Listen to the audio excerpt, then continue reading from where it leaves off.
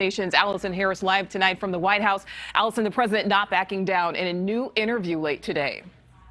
Nichole, the president not at all backing down. He's not calling this a failure. He's blaming the Afghans for not using the weapons the U.S. gave them and their training by U.S. forces over 2 decades to be able to fight the Taliban. The president saying chaos was expected as the U.S. pulled out of Afghanistan. President Biden did not take any questions from reporters today following his remarks on COVID from the White House. Instead, we're hearing from him tonight in his first interview since that Taliban takeover. The president saying in this interview tonight he does not believe the withdrawal could have been handled better, saying he knew that there would be chaos and instability no matter what.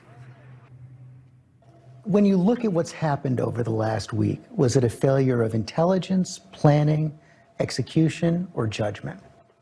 Look, I don't think it was a failure. Look, it was a simple choice, George. When the Taliban, let me put it another way.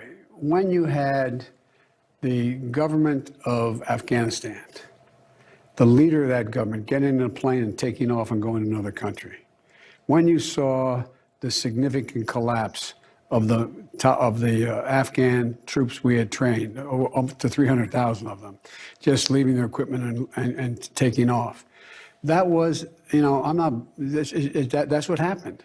That's simply what happened. But we've all seen the pictures. We've seen those hundreds of people packed into a C-17. We've seen Afghans falling. That was 4 days ago, 5 days ago. What did you think when you first saw those pictures? What I thought was we have to gain control of this. We have to move this more quickly. We have to move in a way in which we can take control of that airport. And we did. So you don't think this could have been handled, this actually could have been handled better in any way? No mistakes? No, I don't think it could have been handled in a way that we're going to go back in hindsight and look, but the idea that somehow there's a way to have gotten out without chaos ensuing, I don't know how that happens. I don't know how that happened. So for you, that was always priced into the decision? Yes.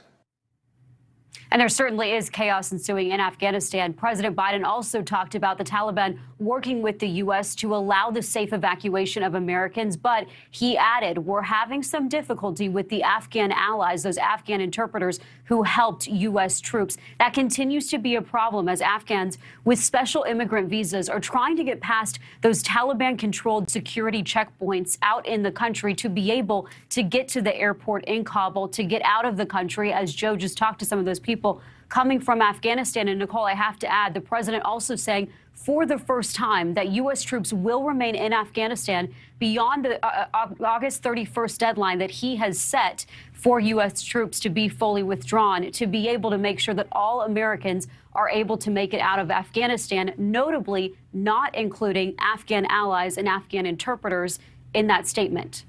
Yeah, interesting. So we know they will stay. All right, Allison, thank you.